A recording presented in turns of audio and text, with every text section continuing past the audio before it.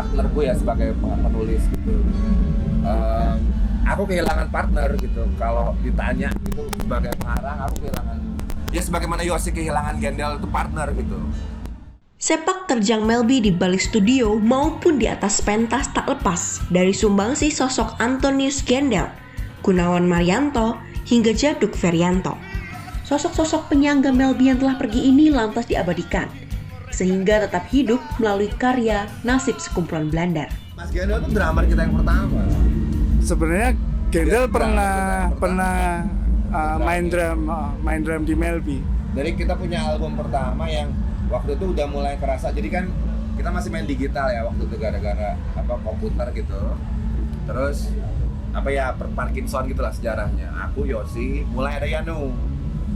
Karena ada Yenu, habis itu mulai kerasa drum digital ini miskin lah, nyebai dan nyusahin. Gitu. Aku repot sendiri. Yanu repot sendiri. Ada Mas Jambul ya waktu itu ya, ada Teguh Hari juga di kelas.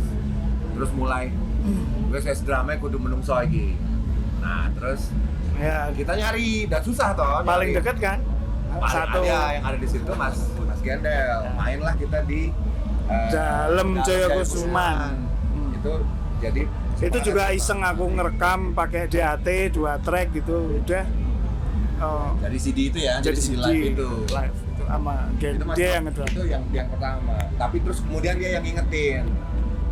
Dan dia juga Yenu ya, ngejak Septian Deorima waktu itu kan. Jadi dari dia dari Yenu, karena Yenu juga satu band ya, Live Wire. Antonius Gendel menutup usia pada Maret 2022 lalu. Penata suara berbagai pentas teater dan pertunjukan musik ini meninggalkan memori yang membekas bagi Melby.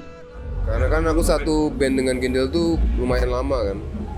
Mokminot ya? Mokminot, iya. Terus habis itu setelah aku nggak di band itu lagi kan aku masih sering berhubungan pekerjaan, bikin website gitu. Dan Gendel itu satu-satunya orang yang ngucapin aku selamat Natal kayaknya. Iya. Oh iya?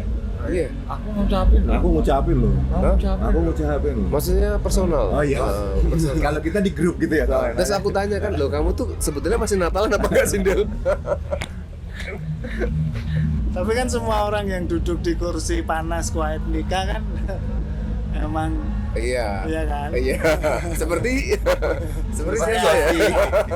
Kalau di profesi mungkin aku sama Gendel itu mungkin ada keberuntungan yang mungkin nggak dapet ya. Nah, maksudnya nggak didapat sama teman-teman lain karena misalnya pada saat itu orang yang tertarik dengan sound ya belum banyak, dan terus tiba-tiba kita ketemu Mas Djaduk dan Quiet Nika yang kita dikasih suka banget lah, dikasih mainan di studio, suruh bantuin dia. Akhirnya mau nggak mau kan ya apa ya?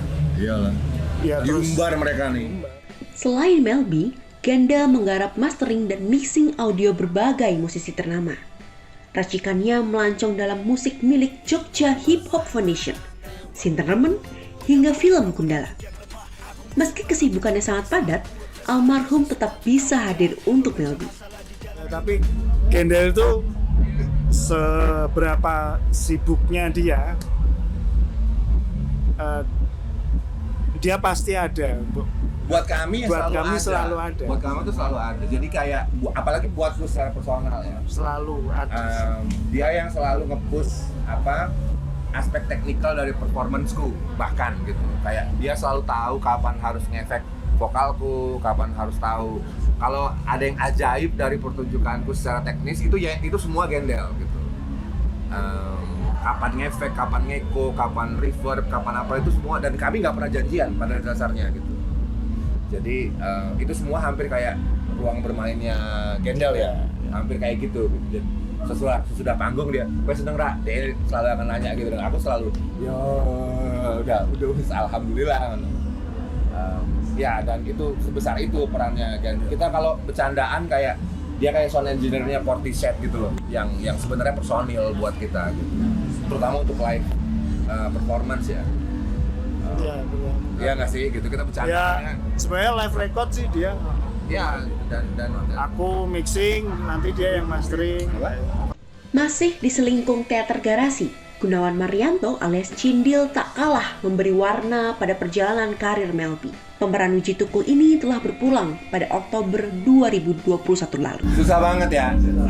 Susah. Aku Yenu gitu. Susah kalau aku. Jadi kita semua disentuh sama dia gitu kan. Ya karena aku paling banyak melakukan project sama dia. Sama Mas Kalau Gunawan.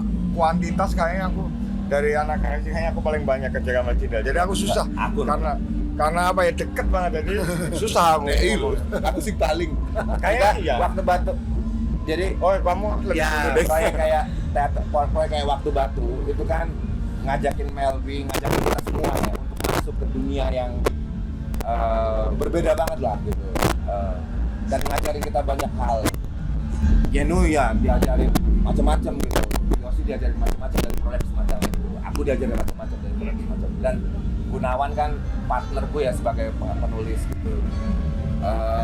Aku kehilangan partner gitu. Kalau ditanya itu sebagai pengarang, aku kehilangan.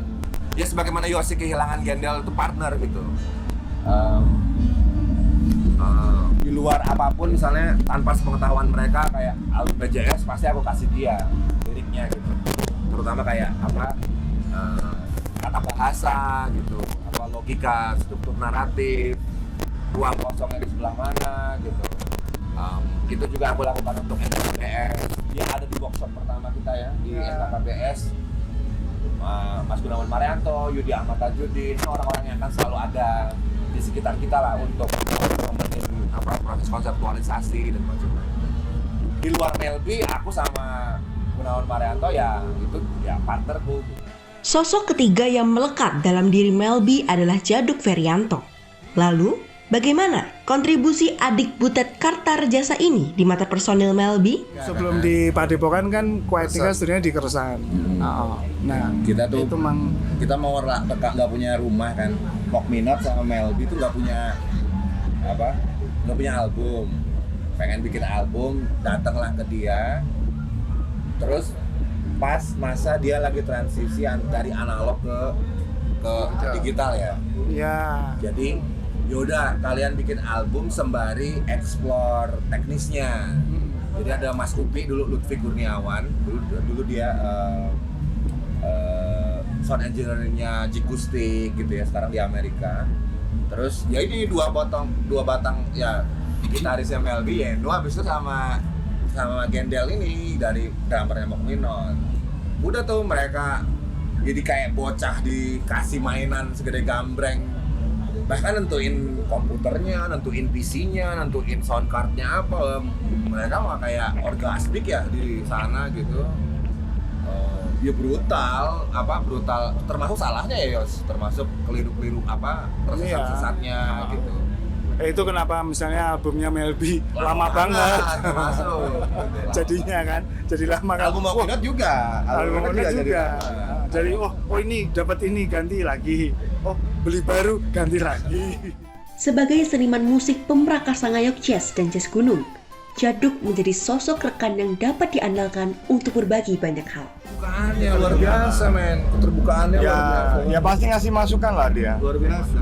Yang kurang ini apa? Ini nggak cocok ini. Diambil Jelek. sebenarnya dia juga sedang mencari ya, maksudnya pengen tahu anak band sekarang gimana Iya. sih kan. Misalnya itu jadi kayak kita saling sama-sama. Ada lah kontribusi Ya, semacam itu. sangat banget. Terus di ngobrol, teman ngobrol, ngomongin lagu, ngomongin ini. Kalau sama dia sih nggak ya, komplit lah, kita mau ngobrol, mau ngomong musik, Iya. mau kerja, iya, main juga, tidur juga. Dan dia teater juga buatku, jadi abis itu kan kontak garasi sama teater country gitu. Jadi sangat Komplit hebat lah, komplit. Komplit ya, paket komplit. Begitu kita Bener pakai komplit lah. mau, terutama waktu pas mulai garap BJS ya, jadi dia mulai agak clear bahwa ini akan jadi album konseptual. Dia selalu ngomong soal album konseptual kayak Pink Floyd dan sebelumnya ya, jauh sebelumnya dia selalu ngomongin betapa kerennya, dia selalu ngomongin pertunjukan Pink Floyd di Berlin yang dia tonton gitu. Dan betapa Ada satu lagi, jadi Melby pernah live pertama kali kita konser tunggal di LIP. ya. Dan- Sapi merah itu ya. Ya, dia yang ngajak Mas almarhum ya sekarang. Oh ya, Haryadi, Mas Haryadi dari koran Dan Kompas ya. Nah, Mas Djaduk ngajak Mas Haryadi nonton nih, kamu nonton sebenarnya bukan untuk ngeliput tapi untuk abis itu kita sesudahnya ngobrol gitu. Dia kayak Mas Jaduk juga butuh input gitu, ngobrol. Kedekatan Melby dengan Djaduk harus terpisah pada November 2019 silam. Padepokan milik ayah Djaduk menjadi saksi bisu perilisan album Balada Johnny dan Susi. Ya yang paling clear sih yang dia habis itu kayaknya seneng banget dengan BJS ya, hasil BJS terutama. Habis itu dia yang negesin ini kalau launching harus di Padepokan, kalau dan habis itu dia mau jadi pengantar kita di Padepokan kan gitu. Dia sebenarnya seneng sambil rada-rada iri gitu karena lagu Dystopia itu sebenarnya dia seneng banget sama kok Melby sih yang bikin gitu. Yang nyanyi Silir juga gitu. Ya. Dia rada-rada Dia ngomong gitu terbuka sih. Iya, Aku iri banget sama Aku iri banget ya, sama gitu. lagu ini. Itu yang juga membuat dia Mas Jaduk ya, membuat dia kayak itu aja kan membuat anak kecil ya, anak muda digituin kan seneng banget ya. Aku iri sama karyamu sih, ngomong Mas Jaduk. Ini di ngono kan ya pasti marahi, membuat kita Besar kepala. besar ya gitu kan, percaya diri.